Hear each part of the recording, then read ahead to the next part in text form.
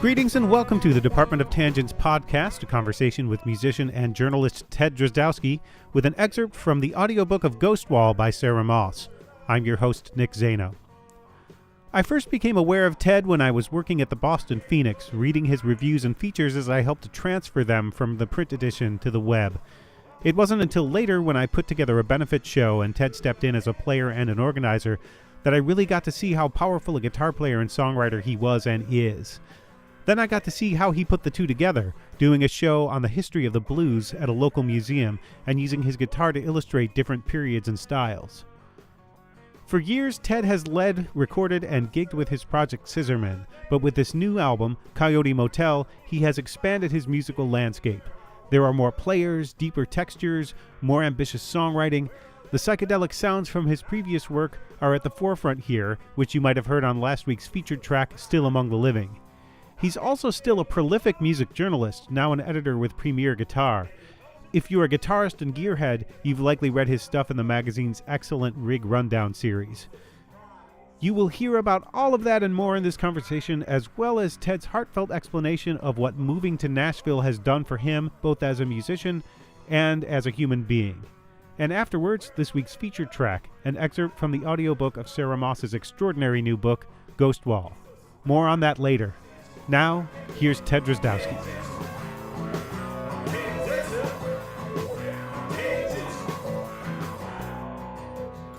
Was Jimmy Page sort of where you started? No, not really. I would say it was sort of more, well, honestly, where I really started would have been Johnny Cash. Ah, yeah. You know, and that sort of Telecaster boom chick stuff. Not that I can play that, but I just love it. It was sort of the first thing that really caught my ear about guitars. You know, and then later on there was a song on a Johnny Cash album. I can't remember which one it was, called South Wind. Uh-huh. And the guitar player on that session played a dobro, and that was the first time I ever heard a dobro. And that was mystifying to me, too. It's like, what the hell is making that sound? I think the first time I recognized at least a bottleneck dobro was on Lyle Lovett albums and thought, well, what the hell is that? How is that? I just thought it was some sort of technique or recording that people were using on a regular acoustic, and then I saw an actual dobro. Yeah, it's such an uncanny sound when you first hear it, you know. It's really shocking. But I would definitely say Johnny Cash was my introduction, you know, not only to guitar, but actually to sort of popular music in a way, because my parents really just listened to, they listened to polka, but they listened to country, and I always liked country. But Johnny Cash was sort of my first really big hero. Yeah, Johnny Cash was big for me too. Johnny Cash was, you know, I think the first thing that I started listening to that wasn't the Muppets was Kenny Rogers, and then Kenny Rogers sort of led me to Willie Nelson and Johnny Cash, and in particular, One Piece at a Time, because it was funny. Oh yeah, helped pull me into that. It's strange what pulls you in. Yep. Yeah, for me, the first album I actually bought, you know, other than Kitty Records, was The Sounds of Johnny Cash. It had Ring of Fire on it, and a bunch of other great tunes, including this thing called Lost in the Desert to Die, which is this spooky first-person account of being stranded in the desert and having hallucinations and stuff. It's a really dark song, but very awesome. It stuck with me for, 50 years. It wouldn't be terribly out of place on the new album, actually. No, probably not. I completely dug it. So how are we doing this? Are we doing a formal interview, or are you recording? And what happens now? Well, I'm recording on my trusty Zoom recorder. Oh, okay. And I usually try to record on two separate devices because I learned years ago, but back in the tape days, that it's good to have a backup. Yeah, I had a tape tragedy happen once. I did one interview with Tom Waits, and when I got done, it had become obvious that the tape recorder had failed. Thankfully, I'd taken extensive notes, as I went along, but it was a real bummer because I would love to have that tape now. I could understand that. I had a tape eaten with an interview with Jon Stewart, and I was able to call him back And the first thing he asks is, "You lost the tape, didn't you, Nick?" It's like, "No, I didn't lose the tape. I got it." No, you just say you lost the tape. Just admit you lost the tape. Like, I didn't lose the tape. Yeah, I could imagine the archives. Have you ever thought about going back and well, you did. You wrote a book a few years ago. Yeah, but really that was sort of more of things that I primarily had transcribed and expansions of other pieces I'd written. I have boxes and boxes. I mean, I'd probably have, I don't know, 600 or 700 interviews on tape sitting around still, Some I didn't keep, many I did.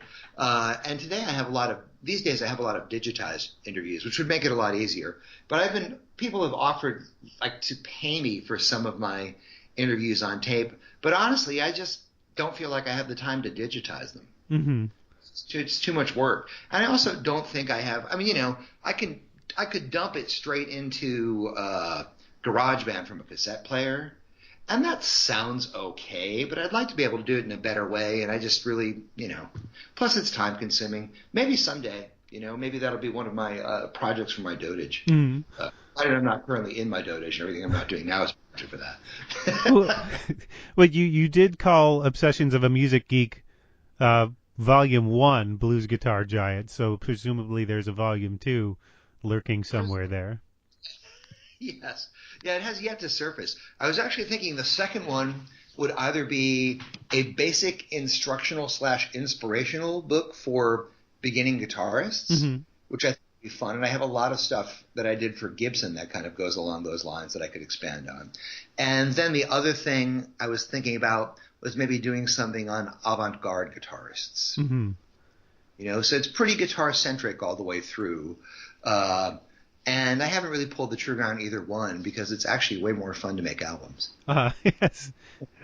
Well, you are a musician and a journalist and a music historian, just to set a baseline to let people know all the things you do. How do all of these things sort of work together? Well, it's interesting. I think all three of them feed each other, So having interest in all three, or being active in all three, allows me to approach each of them in a more informed manner. Mm-hmm. Not only can I draw on a wide variety of inspirational touchstones, but I have a lot of places that I can leap off of as a foundation, and I really like having a strong foundation that allows me to sort of go anywhere from there. I think that if you don't have a strong foundation, whatever you do in any of those three fields is going to ultimately have points where there are holes in the floor, where it mm-hmm. collapses. And I don't think I have a lot of those as a result of having spent a life immersed in, studying music, being involved in it personally and writing about it and reading about it. It's kind of fun. And it's cool to do music 24/7. I mean, other than my relationship with my wife, the other things that my life focuses on are music and dogs, and then trains taking a distant fourth place there. So, but I'm a pretty simple creature, uh-huh. Love music, dogs, and trains, and give me some barbecue occasionally, I'm happy. Well, but there's your podcast. Love music, dogs, and in parentheses you can just say trains. Yeah, trains, maybe barbecue. And maybe barbecue. Well, when I'm making albums, I always look back at one of the Dirty Harry movies. You know how Dirty Harry always has sort of a line that is the callback line in the film? Yeah. There's one in which the line is, "A man's got to know his limitations." So, right. When I start making an album or some other project, I always like to invoke that. It's like, okay, a man's got to know his limitations. So I try to draw parameters for myself for the project, and then begin working within those. It doesn't mean I can't step outside of them, but I do think it gives me a better platform, looking for that foundation again. Mm-hmm. Like, this is what I want to do. This is what I can do. This is what I don't think I want to get involved in, so these limitations. Well, I've seen you give a lecture or a presentation on the blues before, and it's great that you can actually demonstrate on guitar. You have the guitar up there with you, and you can play things to make it sort of come alive. People can see that right in front of them happening. That is kind of fun, and I love doing that. Were you at the one that we did on the Museum of our National Heritage in Lincoln? I think that's the one I went to, yeah. Yeah, that was really fun. I did something the last time I played Blues Rules, which is a small blues festival in Switzerland as well. Right before the festival, I did a workshop on the history of slide guitar and played examples from like Robert Johnson up through, Robert Nighthawk up to, Sonny Chirac kind of stuff, and my own crazy hybrid of all of that. Are you still walking out on tables and playing slide with a ketchup bottle? I am. I'm a little more cautious these days. I'm not really sure why. I haven't had any bad falls recently. Those are usually the things that make me more cautious. But also it's just been a little crowded and awkward. But when I find the opportunity, I'm not afraid to go out and do that crazy stuff. Like we just played a gig on Saturday at a little brewery down here in Murfreesboro, Tennessee, and people were doing, this sort of stump the slide guitarist thing happens naturally in the audience. People were producing coins and holding up salt and pepper shakers and napkin holders and things like that, Pretty much unless it's a vegetable or a piece of meat, I can usually figure out a way to slide on it. You didn't give those a shot, did you? Just to see if you could use pasta to... I have played at the plate of pasta, but not with the pasta. Right. Only while holding the full plate above the neck of the guitar. Well, I can imagine a bad fall is one thing, but a bad fall holding your guitar is a completely different thing. Yeah, it's not perfect. Once I was on a table at the Plough and Stars in Cambridge, and one of the legs on the table gave way. Ow. So I just kind of flew up in the air and landed on my back on a chair, which was actually pretty painful, but I'm proud to say I did not miss a note. Did people clap? People were initially horrified until I sprang up. And one of the chair legs had hit me in the mouth, so no one could see it then, but the next day I had a fat lip. Well, there's a moment in in Stan and Ollie, the new Laurel and Hardy movie, where they get into this big argument that in public that's going to break them up, and Stan throws a roll at Ollie, and they sort of mug at each other, and everybody else at the party thinks they're doing a bit. Right. And I could imagine that's the same thing if you have that certain presentation. If you're walking on tables and you fall, people will be like, that's great, that part where you fell. It's fantastic. Yeah, usually I have my stunt double do that, but this time I just thought I'd go for it myself. Yeah, stunt double doesn't play guitar quite as well. So where did your interest in the blues start? It started, I think, by seeing a couple of episodes of the Midnight Special when I was a kid. I was mostly listening to country and polka, and I was starting to get into Deep Purple and stuff like that because I was hanging out with friends and listening to AM radio and FM radio at the time. And my folks would go to bed fairly early on Friday and Saturday nights, and they would let me stay up late. This is when I was 11, 12, maybe 13. I'd stay up late drinking Coca-Cola and eating popcorn and watching Creature Features and the Midnight Special and ABC's In Concert and, stuff like that. And I think in relatively short order, the Midnight Special had Ray Charles and the Raylettes and Ike and Tina Turner from back to back. And that really kind of pulled me into African-American music. Uh-huh. And I think Ray may have done What I Say on that. And I'm not sure what Ike and Tina Turner did, but I remember being pretty dazzled. I'm like, I don't know what this is, but this is awesome. And I think that kind of raised my antenna for the first time. And then as I got older and began taking an interest in high school and also writing about rock and roll and stuff in my journalism class and things like that, I started exploring. Well, I figured as a teenager that if I was going to really know about this stuff, and I was into Clapton and Cream and stuff like that, and they were playing Crossroads, and I thought, I should find out, who this Robert Johnson guy is and who Howlin' Wolf is and who Muddy Waters is, and even Chuck Berry and Bo Diddley at that point, because that stuff wasn't really being played on the radio except for My Ding-a-Ling, Chuck's very last, real hit. Yeah. And I just diving into that aspect of African American music, while at the same time being aware and loving Motown and the Philly International stuff when that started coming out. I mean, I loved it when Barry White would come on the radio, with that really great booming baritone voice. It would be amazing, and all the lush strings. But I just became a sucker for it. But especially the blues, there was something about it that really spoke to me. And even as I learned to play guitar, I was playing in punk rock bands and rock bands, but I always felt that I was a covert blues guitar player. Even if the band context wasn't blues, I felt that what I was doing was blues. I just was trying not to let too many people know about it at the time. And then finally I flipped the switch. Well, did you start writing about music, or did you start writing music first? Which came first?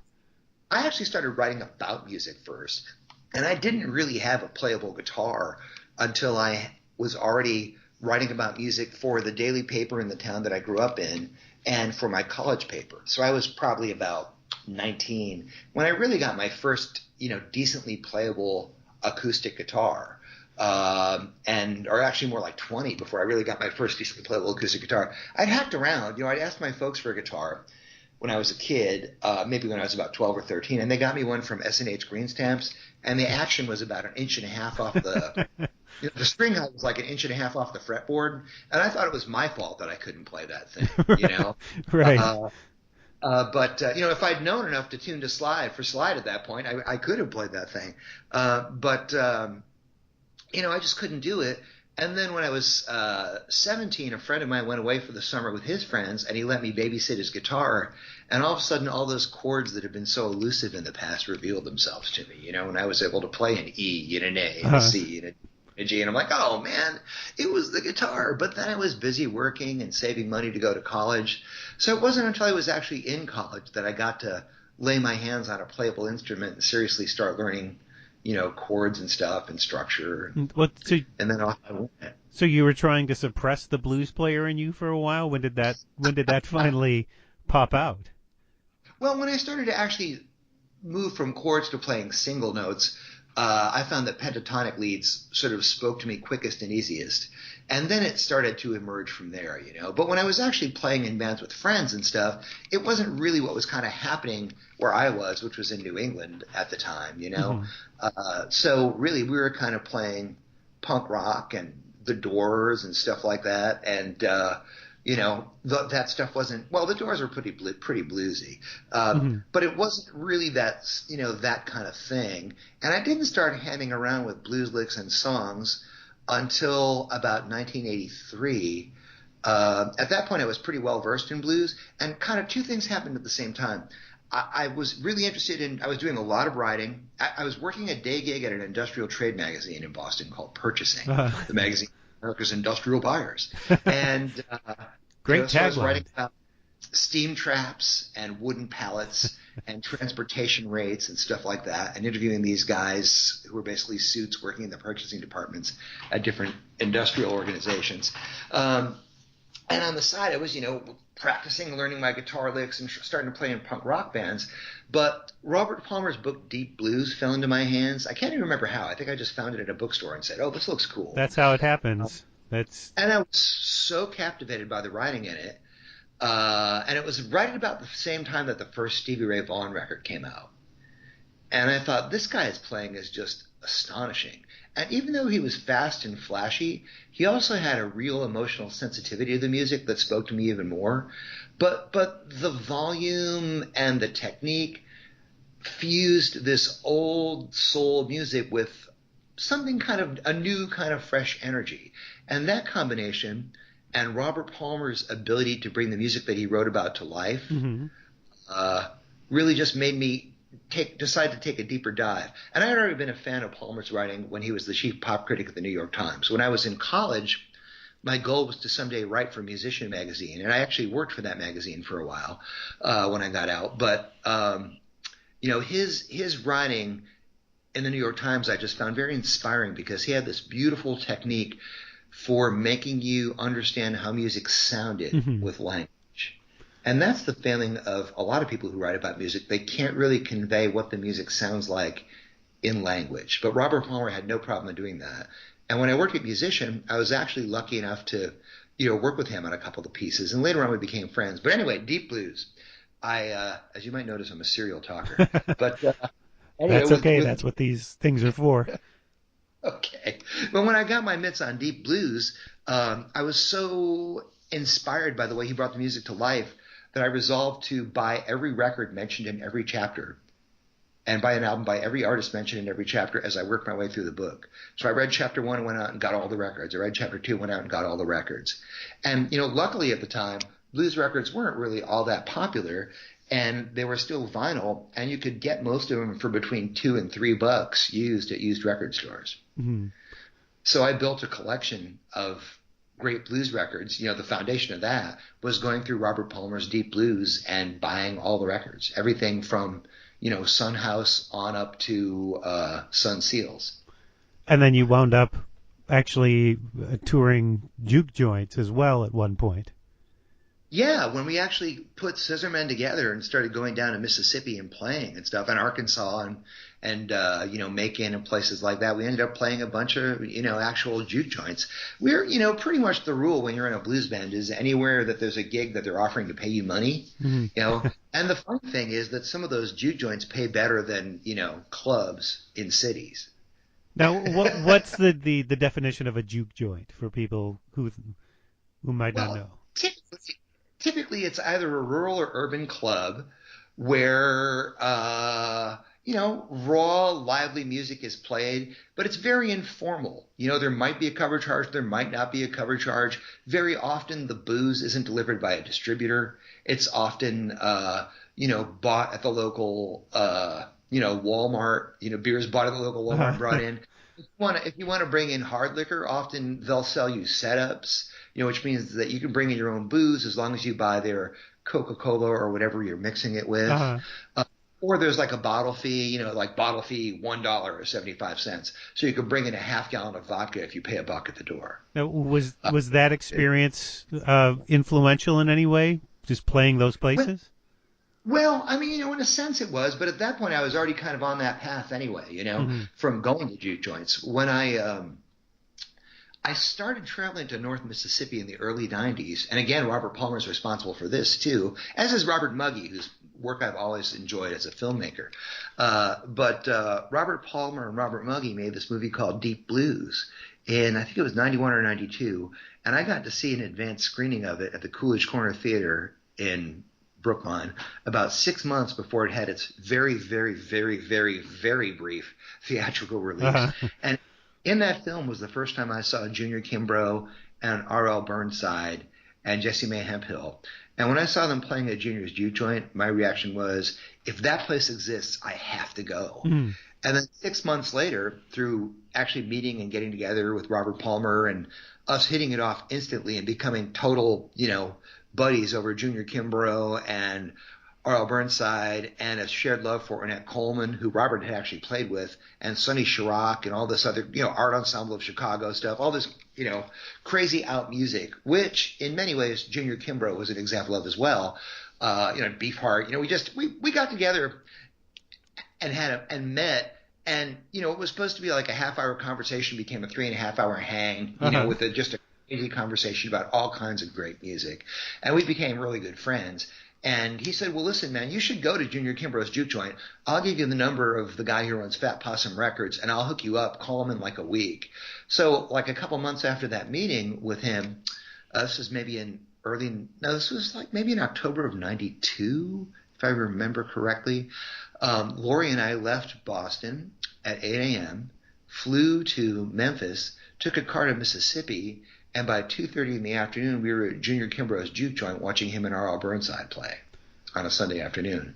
And it was pretty amazing, And Mm-hmm. that, not counting some places in Memphis, was the first real rural juke joint I'd ever been to, And it was a shack that was kind of partially fallen down. And the toilet was cracked in half, so you couldn't really sit on it if you had to do that, But luckily there were lots of woods and fields adjacent. And they were retailing beer that they'd bought at the local Walmart, And it was hot, even though it was October. And it was being cooled off by a fan from a cotton gin, one of those big fans that draw the floating particulate out of a cotton gin, Right.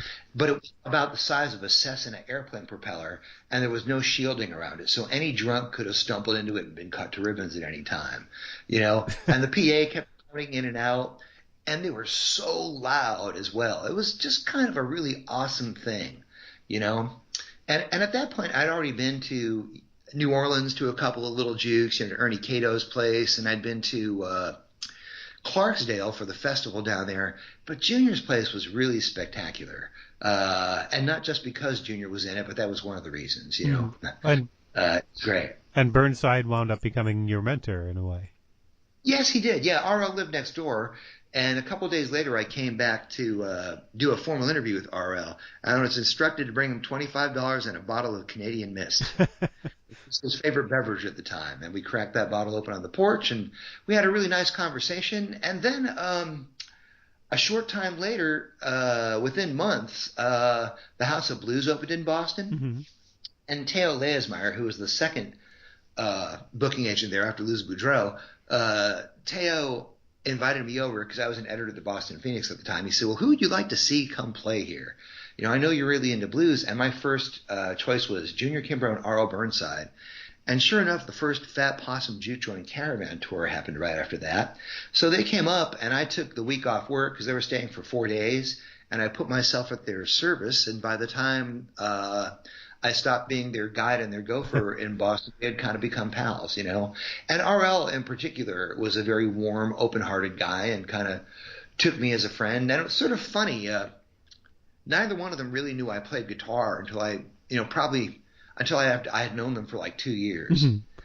And then I guess, as I was told by Kenny Brown, who played with RL for a long time, they were listening to one of my albums in the van, and RL leaned up to the front and he goes, who's that playing guitar? And Kenny goes, oh, that's Ted. He goes, Ted who? He's like, Ted from Boston.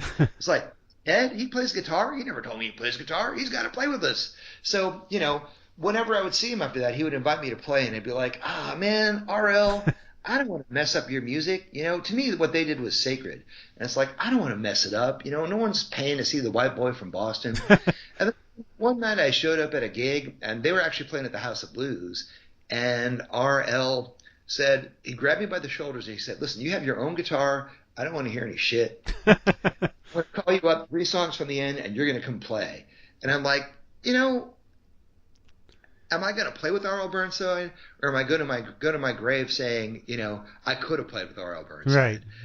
So I went up and I hung and got through about a half-hour sequence of 3 songs alive, and it was pretty awesome. R.L. let me plug into his amp, so I really played with Kenny, Cedric, and R.L. Cedric is his grandson, who was the drummer at the time, and R.L. stood up front. He did his Muddy Waters routine. He did like the classic Mannish Boy thing where he wagged his finger at the audience and he danced back and forth across the stage. It was just such a fantastic time. And I probably got to play with him like another 7 or 8 times after that, once the ice had been broken and I stopped being a chicken about it. And I just kind of found my way into the music. I started working more in open tunings. I started finger picking exclusively, and I kind of rechanneled all of my energy into that. Well, that had to have been a huge confidence builder just to have gotten on stage. Well, it was pretty cool. I knew that something spectacular had happened because when I got off stage, I almost fell down. My knees gave out, and I actually had to catch myself. I'm like, something happened here. I'm not sure what it was. It was some sort of extra musical experience, and I'm really grateful that he urged me to do it. And really, from hanging out with him and Junior and Jesse May, I feel like I learned a lot of things. Most of the music I absorbed was by osmosis, but there was just also this kind of thing about the way they bore themselves, in front of audiences, the way they related to people, the stories they told me about their own lives. It just had a deeply profound effect on me that I think crept into my heart and the music, and in a way everything I do. And I think about those people every single day, them and Sonny Chirac, the jazz guitar player, who was also a major influence on me. Mm-hmm. When you're writing and playing in a traditional style, is it hard to innovate? Is that even a consideration when you're writing and making music? Well, I don't think it's hard to integrate. Like I can actually point to the new Coyote Motel album, which just came out a couple weeks ago, and I can actually tell you how all those songs are rooted in blues and how they actually, some of them have a North Mississippi hill country orientation, even though it might not be discernible to most, blues listeners. But I can see all those roots and smell them in this music still, So for me, it's not a problem to innovate and integrate that. And in Scissormen, what I did, especially when that band was a two-piece, I would use the music as a springboard for guitar improvisation. So I was getting into like some elements of free jazz and some modal stuff, and just using that music to chase some of the things that Sonny did, and maybe some of the stuff that even Coltrane did, and just going for a sheets of sound approach with the slide that I really love to do. It was very liberating. I kind of thought of that music as not only a way to pay homage to RL in particular, with his very rooted one chord kind of thing, but also a way to be able to just kind of tap all the channels in my musical universe. And that was the thing that was spectacular about that first time in Junior's Juke Joint. For like the first hour, I just stood there with my mouth open. I can't believe I was there seeing those guys play that amazing music in that place, And there were people who had evidently been up drinking since the night before. I mean, I saw this farmer who had to be in his 70s do a cartwheel over the pool table. It was just crazy stuff, going on in there. And people were drinking moonshine, and it was just outrageously good fun. But I started thinking about what I was hearing, and I could hear African music and elements of Captain Beefheart and things that reminded me of Pink Floyd, especially in Juniors. And I just saw this Juniors playing, and I just saw this web kind of crystallized before my eyes, where all the tendrils of all the music I loved, from like Coltrane to Son House to Robert Johnson to Muddy Waters to Pink Floyd to some of the slide stuff that The Edge did. I mean, all this stuff just kind of coalesced in this one particular sound at this place. There was distortion, there was overdrive, there was droning, there was one chord stuff that got modal. It was just this crazy all-in-one thing, and I came to the realization that sometimes in the blues, it's like the old Zen koan of being able to see the universe in a blade of grass. I feel that you can also see the universe in the blues, if it's just dead on, spot on, and deep. So that's sort of all crystallized. So I see it as a basis for like everything I do still, and I think it's going to stay that way for the rest of my life, even though it's kind of weirdly undiscernible maybe to some people. But there are some songs that depart from that too, like in this record, Los Alamos. That's really more of sort of a Southwestern pop rock thing, with a different set of chord changes, kind of catering to sort of my older preferences. And Frog Alley is more of a Lonnie Mack primal rock kind of thing, where I've got that vibrato, imitating the sort of heavy magnetone amp sound that he used to use, on that tune, even though the song's pretty contemporary. The lyrics are about the Oxy situation, especially in East Tennessee. Right. Well, it sort of all coalesces around the kernel of the blues, though, for the most part. Frog Alley is an interesting creature because it's about a very serious subject, but it's also a deeply ass-shaking kind of tune as well. I mean, there's a strange contradiction in singing about addiction and in a song that's so fun. Yeah, and I think the lyrics are funny too. It's just I don't know. I mean, sometimes you just can't let life beat you over the head too hard, And some people, sometimes you also just can't beat people too hard over the head about life. It goes both ways, Plus, anywhere named Frog Alley is almost inherently funny. I mean, come on, Frog Alley. But it was inspired by a story my friends, Lori's and my friends, Richie and Lisa Owens. And Richie's an amazing guy. He grew up steeped in music. He's Dolly Parton's cousin. He's produced some of her records and led her band. He's a wonderful artist on his own part. He's got this great band called the Smoky White Devils. And he's also an extremely talented videographer and did the video for Still Among the Living, which is the first track on the Coyote Motel album. But anyway, Richie and Lisa were telling me this story about when they lived in Sevierville, East Tennessee. And they said, we used to tell the kids to make sure they stayed out of Frog Alley. I'm like, stay out of where? And they're like, Frog Alley. And they said, that's not really the name of the street, but it's kind of a section, and it's this street where when it rained, the water would back up and it would flood and all the frogs would come out. And it was also the place where all the drug deals got done, and I thought, that is a song. That reminds me of, why does it remind me of Steinbeck? Oh, because of Cannery Row, the frogs. In Cannery Row and that. Well, Still Among the Living it's a great way to start off this album. It really sort of announces that there's something different going on here, and I love the lyric idea that someone is still among the living because you're carrying them around with you.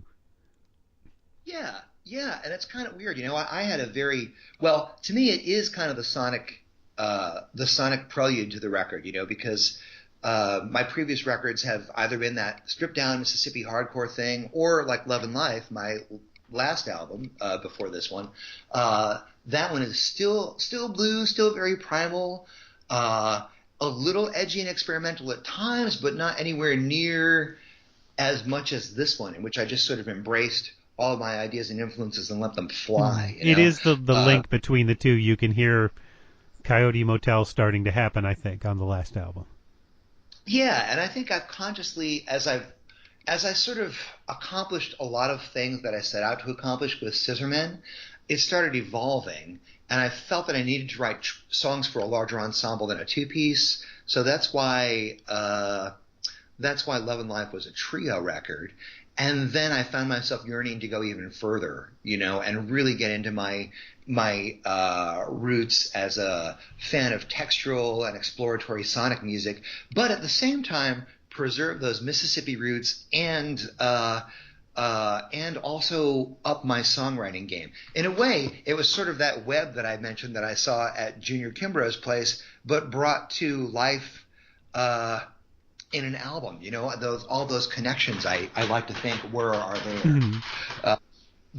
But anyway, you had asked me about Still Among the Living, and I had a very difficult relationship with my dad, who was a violent and abusive person, and I was kind of thinking about that, because that sort of thing stays with you for your whole life and colors your attitude about a lot of things, it gives you various sets of complexes. Uh-huh. And I was contemplating that one day, and I sort of addressed him, and I said, well, you're here, you're still among the living. I just said that out aloud when I was thinking about it, and I thought, oh, hell. That's the first two lines of a song that I had not been intending to write, but it developed pretty quickly after that. And then the chord progression took longer, and it's a chromatic thing, which I really love, and I also get that from soul music. I haven't done much song composition with chromatic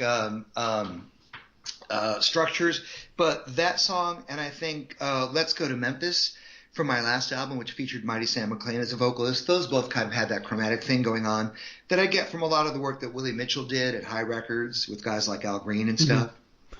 But there's a lot on this record too. There's a lot of weighty sort of, even Los Alamos, which you said is kind of, you find kind of a funny song, is about Jesus coming back, and with a vengeance, and that's right. It's a rib tickler about the apocalypse. Yes, and you allude to the Torch Carriers from Charlottesville in Trouble, and then 57 Flavors is just the idea that there's so much trouble out there I can't even fit it all in one song.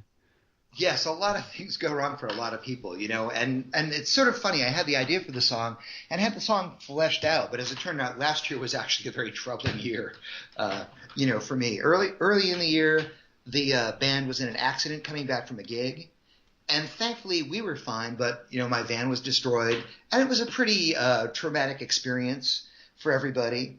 And then as the year progressed,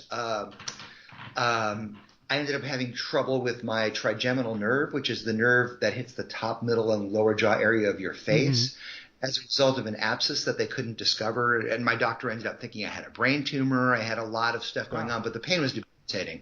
I would have these flares of pain where I literally couldn't move, and then afterwards I was so exhausted it took me about 15 or 20 minutes to recover from it. I would have a cold sweat. I couldn't speak. It was really a terrible pain level, like emergency room level stuff. Then finally that got fixed. And as that was getting curtailed, my brother started to have a nervous breakdown. And then my mom got terribly sick with cancer and eventually had a very painful and dreadful death over a 3-month period. It was just really kind of a shit year.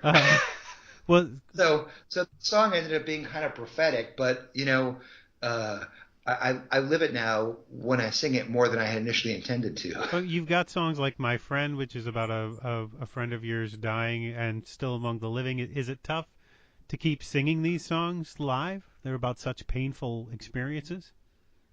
Well, Still Among the Living is probably the most difficult thing I have to sing. And I've only done that live twice so far, since the album is pretty new and we haven't been touring behind these songs. But you know, it's something that I think is important to talk about. I think you know, there's a lot of – well, I think it's something a lot of people can relate to, you know, growing up with abuse. And I just think it's an important topic, and people need to understand that it has long-term effects. And I don't know. You know, the other thing about writing this album is that I decided I wanted all the lyrics to be as close to the bone as possible. I wanted them to be musically honest and personally honest. It feels that way. That's almost immediate, that feeling to me when I listen to this album. Well, it was one of those limitations I set for myself. You know, I drew those parameters. I wanted the music to be expansive. I wanted the writing to be very focused and very personal and very close to the bone. So it's important for me to sing that song as a human being, to kind of share that, but and also just kind of reveal that element of honesty, I think. And My Friend, you know, was a little bit of a challenge. When I first started writing it, I knew exactly what it was about. It was about the death of Mighty Sam McLean, who was a very good friend. We used to talk on a nearly weekly basis and, you know, shared all kinds of stuff. And I found that one a little hard to sing in the studio. You know, I just tried to kind of tap into my feelings about it. And it was very emotional for me to get the vocal performance especially down. But I'm glad that I was able to do that as a tribute for Sam, because I just love that guy to pieces, and he meant a lot to me and was very inspiring, you know, and a dear man, and one of the people who taught me, you know, in part what it means to really be an artist. You know, there have been a handful of people who've done that, and Sam was one of them. You know, he was a very, very creative man right up until the end. His music was still changing and evolving, and man, I just can't say enough about how wonderful an individual I think he was. And he was also very demanding too, you know, and I think that was part of his expression of his honesty. He knew what he wanted to say, and he was not afraid to pursue it. Well, then on the instrumental side of this album, it's a huge sound, especially on Down in Chulahoma. That hits you like a sledgehammer in the face. That song from the very first second, those opening chords. Yeah, I had a blast cutting that, you know, and that's something that had been kicking around in my brain for a while. It's the lyrics are sort of inspired by the time that I spent in Mississippi, which if I add it all up, you know, it's mostly been in Coahoma County and around Chulahoma and stuff, which is where the juke joint, Junior's juke joint used to be, and I evoke an image of that juke joint in part of the lyrics. But I probably logged about 2.5 years in total during the 90s down there. It was just a blast recording that. I knew I just wanted it to kick a lot of butt and not be a traditional straight up blues, even though it is just kind of mostly parks on one chord, that D. But it was really fun. I played a flying V into a Marshall and my car amplifier, and for the distorted sound, I used this an old Gibson Maestro pedal, which is actually what Keith Richards used on Satisfaction. Mm-hmm. And I just powered it up and went for it. And it was really a lot of fun. Did you change your gear up for this sound? Well, not so much, but I did adopt a couple of things, too. I decided that no song would be cut with fewer than 2 amplifiers. So my rhythm sound and a lot of the leads are played simultaneously through 2 amps. And I would switch various amps in and out. The bedrock ended up being the car, but then I also have an old Marshall head that I used for a bunch of things. I actually used those little tiny 15-watt orange Micro Terror heads a couple times. I have an old Supro that I use for some of the things like Los Alamos. Mostly you can really hear that tanky reverb sound coming out in the riff Los Alamos. And, you know, at this point in my life, I've amassed a pretty good collection of guitars that I truly love, and I trotted almost all of them out for this record. And I wanted there to be a wide variety of sounds. And, of course, you know, I'm a huge fan of effects. So I especially love delays and reverbs, but other things as well. So I ended up incorporating a lot of that on the album, too. I wanted just to have a varied sonic palette. Well, and as a senior editor at Premiere Magazine, you get to review a lot of this stuff. Does any of this stuff wind up does you wind up using this stuff you review? Well, sometimes, you know, we have the option to buy stuff that we review sometimes, you know. But I'm trying to think about this. You know, on the last album, I was actually reviewing a guitar, and I brought it into the studio and cut some tracks with it. But this time, no review gear ended up on this record. This is all stuff I own. But I am an endorsee of this guitar company called Zuzu.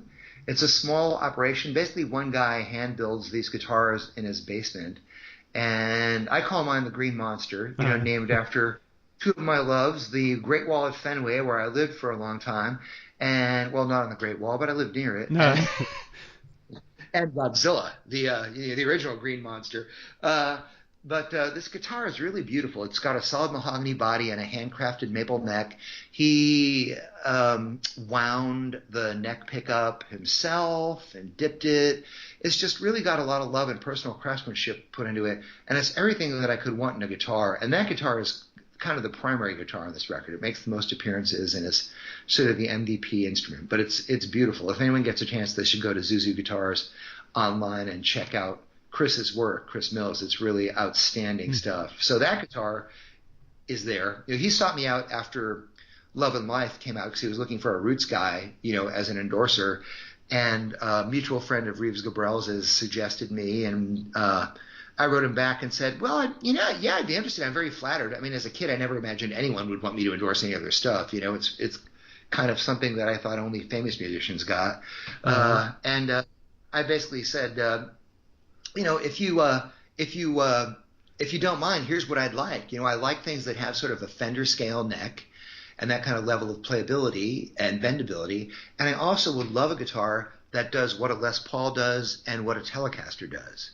And this guitar actually does that. You know, it's sort of a Les Paul and a Telecaster in one guitar. It's like a Swiss Army knife kind of. Yeah, it's kind of perfect. You know, it's got coil tapping so I can get more stratty sounds, but I have to say that the humbucker on the neck position screams like a Telecaster when you want it to. So it's a really super versatile guitar. I feel like I have Fenderland covered, and that it has that beef that I love from a Les Paul while being about half the weight of my favorite Les Paul. My favorite Les Paul is about 12.5 pounds. Mm-hmm. And this thing clocks in at like 5.5 or 6. So it certainly makes it a lot more bearable for playing long nights. Do you write on that guitar as well? Do you have that same sort of, I guess there's that Neil Young school of every guitar has a different kind of music in it. Oh, yeah, it certainly does. You know, I go back and forth on write on different guitars, but that one primarily. But I also write a lot on Resonator, which I like. And I recently got a new Resonator, and there were a couple of songs that I'd been working on, and it immediately cracked the code that I was looking for. Just that different sort of timbral voice kind of revealed the chord progression that I was looking for, because we are probably going to be putting out another recording in the middle of this year. Well, probably latter summer, but I'm partway into recording an acoustic EP. Mm-hmm. So I think after having done this highly, highly electric album, the next step is going to be doing a 180 and doing a very acoustic record. Are you going to tour with this record before that record comes out? We are going to do some touring. You know, I'm doing a bunch of regional stuff now, going down to Atlanta and other places. And I'm really interested in doing as much radio stuff live and personal appearances and solo as I can with the band, because I think that's a pretty effective way to reach people. But yeah, the short answer is yes, and I'm planning to get back to Boston at some point when the weather is nice. Don't know exactly when, but we'll be coming up through New York and New England, and probably doing a show in Virginia on the way up. And I'm also contemplating getting up into the upper Midwest again, you know, but because I am a senior editor at Premier Guitar, and also, a married guy who likes to spend time with his wife and dog, I sort of have to juggle my off time between vacation and gigs and family responsibilities. There's some weddings and things here. So, I don't know how much touring I'll really be doing behind the album, but I am thinking about maybe starting to do some monthly Facebook live stream house shows with myself and some special guests, literally from my living room. Well, what configuration will you be touring with when you do these dates? It's going to be the trio. Our local shows lately have been a 4-piece where we've been adding Luella Mathis, who's a great singer. Luella appears on 4 of the tracks on the album, so we've been having her come and do a bunch of things. I mean, she's interesting. She can not only do conventional backing vocals, but she also is something of a human string section and does really beautiful atmospheric and textural vocal work, which you can hear on Still Among the Living and 57 Flavors, and a couple of other spots on the album, Los Alamos. I wanted to ask you as well, you played diddly bow on the album, and I didn't pick that out the first time through. For people who don't know what a diddly bow is, what is a diddly bow and how can people recognize it on this album? Well, it's a little hard to recognize on this album because I'm playing it outside of a traditional context in terms of the amplification, but a diddly bow is a 1-string guitar, and it's something that a lot of early blues musicians in particular began playing on at first. They would take a couple of nails and a piece of wire, often from a broom or something like that, and they would stretch it between, or they'd go buy 1 string, for a nickel, a U string at a general store, and you'd stretch it between those nails on a board or on the side of the house, and then you'd use maybe a rock for a bridge, and you'd play it with plucking your fingers, and then using like a pocket knife or a bone or a piece of glass or something for a slide. So it's a primitive 1-string slide guitar. And if you go online, or if you saw the movie, you might what's that thing? It might get loud. Yeah. If you saw that movie, that's what Jack White builds and plays at the beginning of that movie. And in fact, the diddly bow is what gave Bo Diddley his name. But I have an electric diddly bow. I have three or four diddly bows now, actually. But I have one that's electrified with an old Stratocaster pickup, and that's what I use on treble. But I'm literally running it through a 50-watt Marshall head into a 4x12 Marshall cabinet.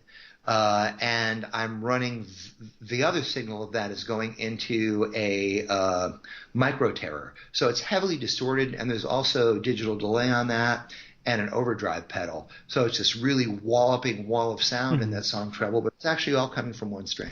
It's strange. It just struck me. I saw Richard Lloyd last week, and he told a story about who was it? Somebody, a mentor of his, somebody who taught him, how to play guitar, said, take all of the strings off your guitar, learn how to play the one string, then put the second string on there, and third and fourth until you've learned all the strings, and then you'll be a monster by the time you're done. Yeah, that's his John Lee Hooker story. Yes, that's right. Yeah. And actually, we did an interview with him in Premier Guitar, and he tells that story in there, as well as stories about hanging out with Hendrix, which is pretty cool. And actually, if anybody wants to hear Trouble or any of the songs from Coyote Motel, you can go to YouTube. They're all up there now as song video. The only one that's a fully realized video with production and with aerial dancers and the psychedelic light show, because we had the Suspended Gravity dancers who I collaborated with on some festival gigs that they were doing in August. They came in and choreographed a piece to Still Among the Living, which we filmed, which Richie Orms filmed, and also the Darling Lucifer analog light show, which is liquid projection lighting. They're in that video as well. But you can hear any of these songs on YouTube, or you can just go to my website, which is teddrozdowski.com or scissormen.com, my old band name, soon to be coyotemotel.com as well, and I'm streaming the whole album there too, so you can all get an earful for free. And I'll post the videos on the corresponding post to this episode when it comes up. Excellent. And there are a couple more songs I wanted to ask you about. Josh Gibson, which is about the Negro League power hitter. That's got that great line about hitting Mama's porch. Are you a big baseball history guy, or did that story in particular just grab you? I know nothing about baseball. And here's how that song got written. There was a very obscure EP of baseball songs put out in Nashville. Each one was hand cut on a lathe, and I think they made 100 of them on vinyl. And I was asked to be part of this project by Mike Windy, who is the visual artist, musical artist, and conceptual artist who actually did the Coyote painting for the cover of Coyote Motel. But Mike and I have become friends, and he also built my diddley bow and gave it to me as a gift, and that's the first diddley bow I got. It was quite a surprise, and then I electrified it. But anyway, Mike and his friend were working on this sort of conceptual art EP, and it came with baseball cards of the bands and stuff. It was really fun. They asked me to do it, and I said, oh, sure, I'll do that. And I kept kind of waiting. I'm like, I don't really know anything about baseball. I probably shouldn't write a song about baseball. And he'd asked me about it a few times. And then finally, one day he said, hey, man, do you have that song ready, or is it almost ready? Because, we got cool people. We have the baseball project on this record, and that's former members of REM and the Dream Syndicate. And we've got Todd Snyder on the record. So if you're going to do your song, we kind of need it. And I said, oh, I'll have it next week. Knowing that members of REM and that Todd Snyder were on the thing, I'm like, I think I need to be in that company. Right. And I'm thinking, what am I writing about? And my friend Ronnie Earl, the blues guitar player, and we've collaborated on a few songs as well, but Ronnie is a huge fan of Negro League baseball and a baseball historian in general, and he had told me about this stuff, and I thought, well, Ronnie had told me about this guy, Josh Gibson, that seemed really interesting. So I went home and began writing about Josh Gibson. And this was probably at about 10 o'clock at night. And by 2 in the morning, I had the song completely done. Wow. And we cut it a couple days later. And it was on that very obscure, you can never find it EP because all the copies are completely gone. And it never got airplay or anything, Because honestly, the sound on it's pretty terrible, too. It's sort of like playing a potato. The hand lathe thing is not exactly the best technology, as anybody who's ever gone into the booth at Third Man can tell you. Right. I did that when I was down there. It was a lot of fun. Yeah, it's a lot of fun, but you get this scratchy, ratty, it's like dropping the needle on a horse's butt, You can't, it's not really terribly acoustically terrific. But I love the song, and I just really enjoyed the idea also that it's a subtle protest song. I think of it as one of 3 protest songs on this record. Trouble is more overt and knocks you over the head. Jimmy Brown, a little bit less so, but also, and then Josh Gibson, just by telling the story of this man who was terribly neglected simply because he was African American. He should be a sports hero that everybody should know about, like Babe Ruth, but he doesn't have that stature simply because he was black. And so I love being able to honor him, especially at this time when racism has become a really more obvious part of our culture than it has since I was a child watching people getting water hosed in Birmingham and places like that. I just can't believe we've gone to such a terrible, overt place again as a nation. So I was really happy to be able to include that song on the record. Well, it's tough to write a politically minded song. I've started trying to write them at times, and then it just gets to a point where you're thinking, well, this is way too on the nose, and this is way too preachy, and who's going to listen to this? I know it seems to become very obvious, but I don't know. You'd probably be a better judge, but I think with John Gibson and Trouble and Jimmy Brown, I was able to sort of escape the obvious a little bit. And in Trouble, I think it's because it has such a crazy sonic treatment. Yeah. There's also a backwards delay on that diddley bow there too, which you can really hear coming to its own at the end, as well as this pedal made by some guys in Massachusetts called a telegraph. What's it called?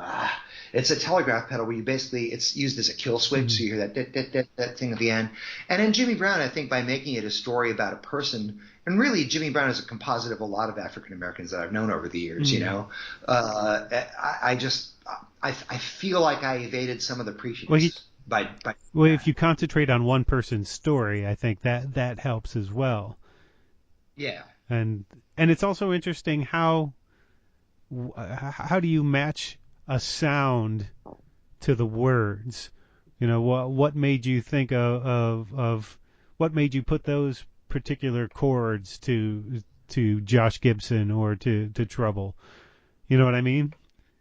Yeah, well, for Josh, it was just a matter of wanting something that was fairly simple and rooted, but that I could use to jump off of and make more sonically expansive. Mm-hmm. So I was sort of going for this thing of simplicity and sonic extravagance at the same time. And that was kind of fun. I've got that whirring phase shifter in there and a lot of delay. And I play a slide guitar solo with phase shifter and delay on it, which I think is kind of fun. as well as a conventional guitar solo in that. You know, I'm kind of a solo pig.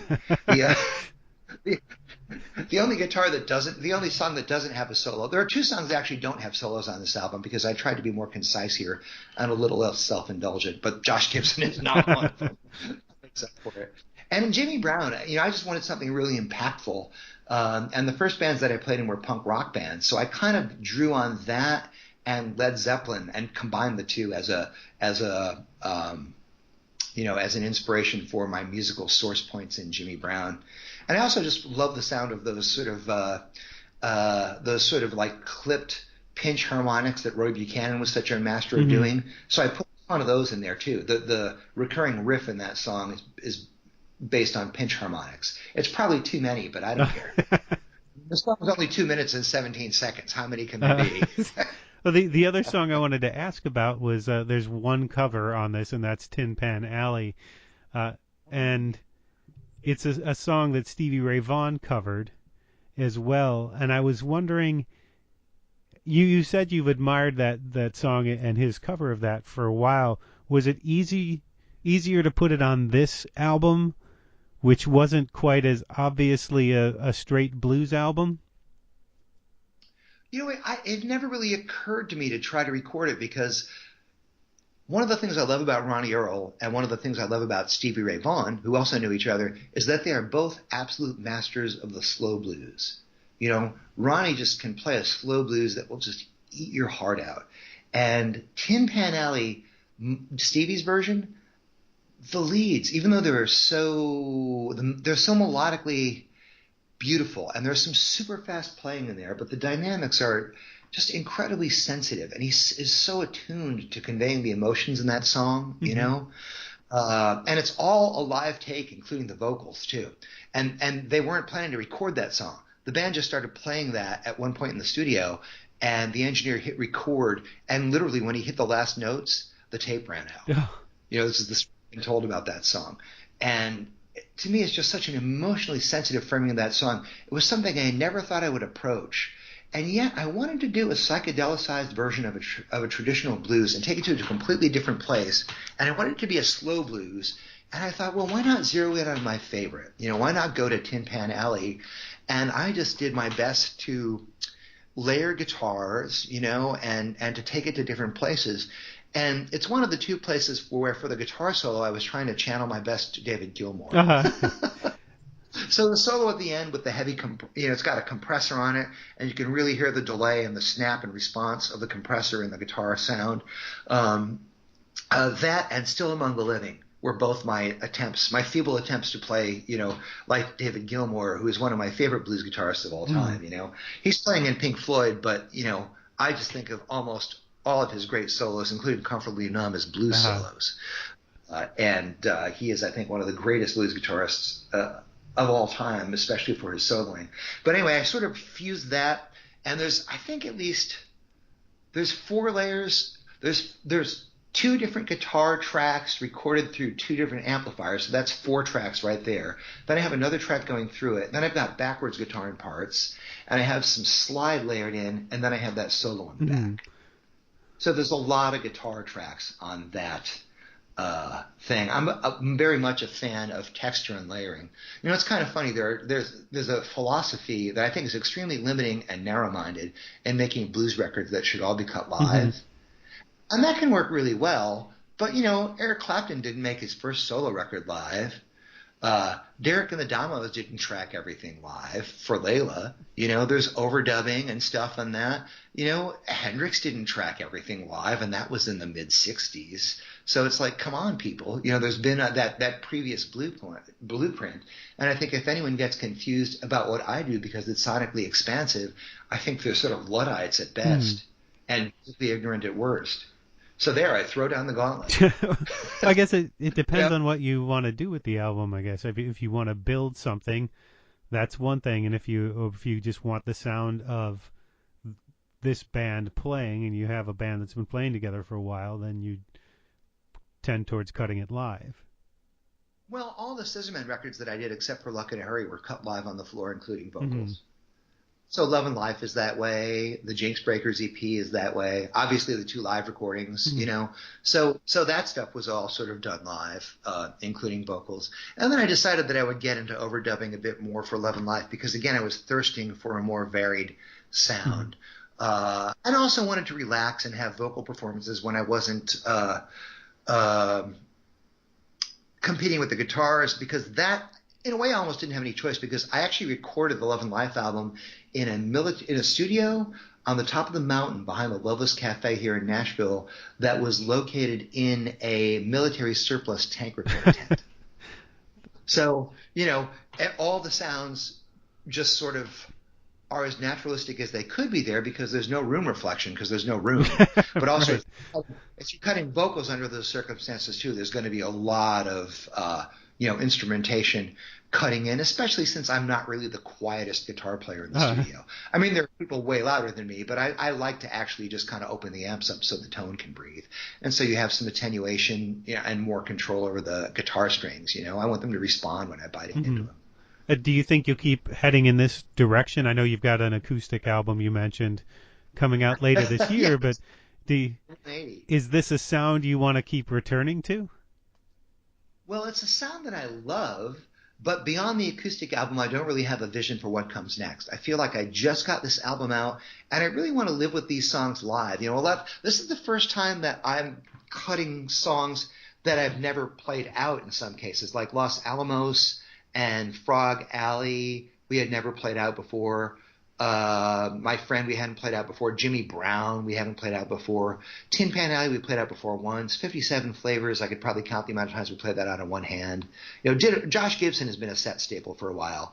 But you know, this is new material. I want to live with it and see where it takes me instead of where I might take it, if that makes sense. You know, I want this music to inhabit me. And the other thing that I love about playing live is that once I play something live a couple of times, it's going to start changing, you know, and the solos are going to be different. The arrangement might be different. The tempo might be different. We might put different breakdowns in the songs and we also go to different places that might be sonically surprising even to us, especially on longer nights. Kyra Currington and Sean Zwick and me, we like to just sort of take things out when songs provide an opportunity for it. And we literally never know where we're going to go. There'll be improvisations, you know, that kind of tap on our jazz backgrounds or that are tap on textural music. So we might go from a song down in Chulahoma, which is kind of rocking and has a really shaking beat that you can get on boogie to. And then suddenly that might open up and sound like a Brian Eno record for about 5 minutes.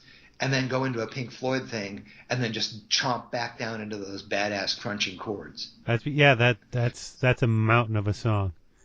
So I just want to let that stuff, you know, breathe before I think about where I'm going next. And I'm still gathering material. I believe I have all the songs written for that acoustic EP, and I have one of the songs I think is going to be a vocal duet with a very strong female vocalist who I've admired for a while. And then I'm looking for just one more missing piece that hasn't revealed itself yet, but I feel I'm on the verge of it revealing itself. When should people start looking for that? Well, you know, first they need to buy this one. Right, first things first. And I'm not really sure, but I would say sometime between, you know, August and early October. Sometime in there. I don't want to nail it down too much. I don't want to rush it, you know. Also, these things ain't cheap to put out. And when I put out a record, I like it to be really nice, you know, like this album. You know, I'm tired of doing stuff I'm lucky enough to have a fan base that will sustain my efforts to put out albums, you know. Yeah. And because of them, I was able to do a beautiful triple fold here and have liner notes written by Anthony DeCurtis for Coyote Motel, which is an amazing thing to have happen. I just love his writing and his work. He's such a great journalist. And I was able to put in a little guide to the songs and have nice artwork. And that means a lot to me. You know, to me, it's like the best thing I've ever recorded, and it's in the best package I've ever presented an album in. So I really love that. And I also want to make sure that everything is just right for whatever this next recording will be, and then we'll see what happens after that. You know, typically it's taken me about a 3-year cycle to get a record out, which is one of the reasons why I'm really happy to be putting out some other music later this year. I'd like to be more prolific in the future, and especially spend more time in the studio, because I found that once I got into the studio, I was kind of on fire. I had tons of musical ideas for every session and bunches of sonic ideas. And it was just such an enjoyable experience of recording and having people like Luella come in, and having Sean and Cairo just lay this beautiful foundation down for me to just kind of leap off of any cliff I felt like leaping off at the time. And my friend Mark Robinson, who did the bulk of the engineering, was also so much fun to work with, and it was just a laid back environment. Everything about it was great. And then Mike Purcell, who he hired to mix it, I hate mixing albums. And when I mix an album, it sounds like it was recorded between 1967 and 1979, which is, to me, the golden age of classic album sound. But the sound I have a hard time getting out of my head when I'm mixing. And Mike loves that stuff, but he's also super professional. And he's a partner in Q, which is a pretty significant studio here that mixes lots of contemporary rock and country records that you hear on the radio all the time. So having somebody as good as Mike just run with the ball and having me get the hell out of the way, I think was also a really good thing. Yeah, it's tough to conceptualize a mix and mastering. I'm still not sure what happens in mastering necessarily, other than all the levels sync up. Oh, yeah. Yeah, he did that voodoo too. He mixed it and mastered, and I think having the person who mixed it also do the mastering was also a great thing, because there was consistency. And we've sort of become, good friends in the process of doing this too. And I think that's a gift too. I mean, that was one of the great things about this album. Like, everybody who played on this album is not, it's not a stranger. We didn't have any hired guns. It was like a record made on love and friendship, including some new friends. And it was just, to me, that is such a beautiful thing. It just fills my heart when I think about it. And even the people who, I worked with, like Sam Hill of Sam Hill Custom Cabs, who made a great cabinet for me that I ended up using a lot on the album, and Doc Sigmeyer at Rocky Mountain Slides, who makes my signature slide, and Chris at Zuzu Guitars. We're all buddies. So this beautiful thing kind of happened where I was able to pull all the tendrils of this friendship together into this record, and it means a lot to me because of that. Well, that's the thing I learned from studying Lee Von Helm. There's got to be joy in it, even if you're singing the dirgiest dirge that ever dirged. Yes. There's got to be joy in there somewhere in the creation of it. Yeah, that is truly correct. And Levon was a great man. Back in '99, when Ronnie Earl was making the Ronnie Earl and Friends record, I got invited to Woodstock for the sessions, and Levon was the drummer on those sessions. And I had co-written a song with Ronnie for that album that Levon played on, and Irma Thomas was the vocalist on. And so it was a pretty high-order experience, for me. But I got to literally sit about the length of a dining room table away from Levon while he cut all of his tracks, They had this old car seat that was in there, and I just sat in this car seat, for like the first day I was there, for almost the whole day, watching Levon Helm cut tracks and eat moon pies and chew and drink Dr. Peppers. I got to sit behind him on what I guess Steve Earle calls the radiator seat at the barn, which is directly behind him for one of the shows, and he knew where everybody was. He knew there were people behind him, and he would turn around and sort of smile and nod. And I was supposed to be taking notes because I'm writing about this, and I'm torn. Like, I want to just put this notebook down and take this all in, but I've got to I've got a deadline to deal with. Yeah, he was just a splendid individual. What a nice man. We were in touch for a number of years after those sessions too. And when he would come to Boston, I would sort of be his gopher, and help him figure out where to park the car and, run out for some stuff and what food we should get and that kind of thing. He was really a wonderful guy. So is there anything I've missed about this album that you want to communicate to people? Man, not really, except I wish they'd check it out and listen to it with an open mind and an open heart, because that's always the best way to listen to music, That's one of the things that, as a music journalist, I've always tried to do. I've always tried to approach things openly without prejudices and let them unfold for what they are, Unfortunately, because I have to make decisions about things that we cover, I have to impose judgments, but it's not willingly. It's something they've hired me to do, and it's something I have to do as a job responsibility. I guess the other thing I'll say is that I did dedicate this album to both of our moms, my mom, Rose, and Lori's mom, Ida. And Rose died while it was being made, which was kind of a surprise. And I was doing the dedication to both of them before that anyway. But Ida is 93, and she is an inspiring badass. She lives in Rhode Island. She drives herself. She's the town's cribbage champion. This year, she learned how to play mahjong. And when we go out with her for her birthday, she pounds a couple down, and holds her own. And she is one of my biggest fans. If I'm playing up north, other people who are younger than me or my age might, say, "Oh, the gig, it's so late." Ida will be there till closing time. Ida is awesome. So hats off to Ida, and in memory of Rose. Yes. Well, thank you for taking the time to talk about this today. I appreciate it. Oh, Nick, it was such a pleasure, man. And I can't wait for your next visit to Nashville. It'll be great to see you and your wife again. Oh, that was such a fun visit. I really did enjoy Nashville. It's, I really like being here a lot. I love my time in Boston. I learned so much there. I grew so much as a musician and a person, but I think I've grown even more here in Nashville, where I found it when I moved here to be a very welcoming, open-hearted city.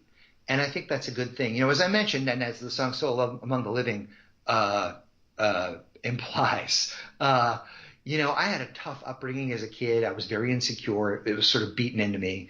And my life, I am a lifelong project in trying to open my heart to the world, and trying to be a better person. And Nashville helped me make some tremendous steps in that lifelong project. And I'm incredibly grateful for the opportunity to have had that happen. And to be able to channel into my music. Thanks again to Ted for the conversation. You can find out more about Coyote Motel and all of his work at teddrozdowski.com, on Twitter at Scissormen, and on Facebook under Scissormen. And you can find the CD on iTunes, Amazon, and CD Baby. And if you like this episode or any other episode of the Department of Tangents podcast, please consider subscribing and rating or reviewing on iTunes, Stitcher, or wherever you get your podcasts. It really does make a difference. You can also find photos, videos, reviews, and all sorts of other content on the blog at departmentoftangents.com, or look us up on Facebook and Twitter. And now our featured track, an excerpt from Sarah Moss's new book, Ghost Wall. It's a short read and a short audio, just under 4 hours, but this is a thick and thorny story. The setup is that a family of 3 has joined an anthropology professor and a handful of students on a field trip in the north of England to live as the inhabitants would have in the Iron Age. Teenage Sylvie and her mother are just passengers here for her father's obsession with a time when England was, in his estimation, pure. He insists that Sylvie and her mother adhere to the rules of the age, even if the land and local conditions have changed to make that impossible. Sylvie's father uses Iron Age mores as a cudgel and a means of control, a way to shame Sylvie and her mother into obedience. Her father is never proud of her unless she is acting as an avatar for his limited view of the world. You'll hear that in this clip. But out amongst these college students, especially the free-spirited Molly, Sylvie is finding her own philosophy, her own sexuality, and her own self. The studies become metaphors for the dangers of nationalism, racism, gender inequality, and romanticizing the morals of a bygone era. The locals used to sacrifice what they loved most to the bog and build walls topped with skulls and bodies to scare off the enemy, their most powerful magic as it's referred to in the book. We pick up the story here as Sylvie is returning from foraging to find her father and the professor talking around the fire. You can find the book on Amazon, Barnes & Noble, Powell's, or your local bookstore, and the audio on Audible. Here's an excerpt of Ghost Wall by Sarah Moss, as read by Christine Hewitt for Macmillan Audio. The students were still not back, although by any measure sunset was gone. Dad and the prof were talking about fighting, the way men do when they're really fighting about talking. It would have just been intertribal squabbles up here, the prof was saying, until the Romans came. No training at all for taking on the Imperial army. They'd never have seen the like. At least part of their defence was magic. Did you know that? War trumpets, scary noises coming at you over the marsh. Aye, said Dad. Maybe so. You're thinking of the Carnecks. But they had the horses and swords as well, didn't they? Put up quite a fight, and after all, sent them packing in the end. There weren't dark faces in these parts for nigh on 2 millennia after that, were there? Carnacy, said the prof. In the plural? And hang on, we don't... And anyway, I said, don't the Americans use magic and scary noises to this day? Don't they paint pictures on their bombs and play heavy metal outside their enemies' compounds? Dad looked at the prof as if I were his second in command, as if I'd just backed him up as planned. Yes, said the prof, they do, and you're right. It's probably very much the same thing. One of the things you learn in my line of work is that there's no steady increase in rationalism over the centuries. It's a mistake to think they had primitive minds, and we don't. The Britons had enough training that the Romans had to build the wall, Dad said. They wouldn't have bothered with that, would they? If the British hadn't put the wind up them. Well, said the prof, they weren't exactly British. As I said before, they wouldn't have seen themselves that way. As far as we can tell, their identities were tribal. Celts, we tend to call them these days, though they wouldn't have recognised the idea. They seem to have come from Brittany, an island from the west. Dad didn't like this interpretation. Didn't want an Irish lineage, or Welsh, or French. Roman Catholics praying to some Italian god, foreigners coming over here telling us what to think. He wanted his own ancestry, a claim on something, some tribe sprung from English soil like mushrooms in the night. What about Boadicea? Dad said. She routed them and all, didn't she? Boudica, said the prof. We call her Boudica these days. It seems to be a more accurate rendition. For a while, yes, but she led the Iceni in the south. There's not much evidence that the people round here caused the Romans any major alarm. The wall was much more of a symbol than a military necessity. Mum, sitting on a rock a little behind him, was gazing at her own hands. I guess this didn't count as sitting down.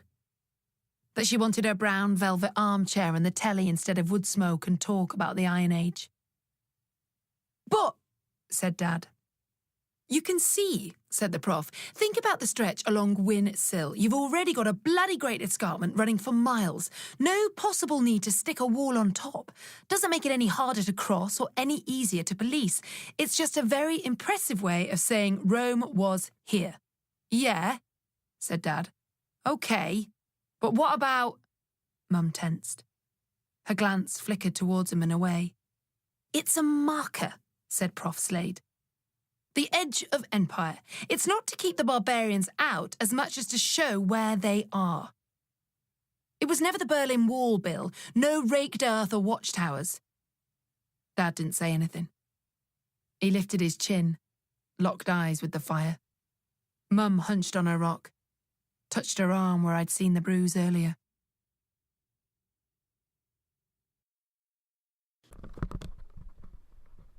Dear Young,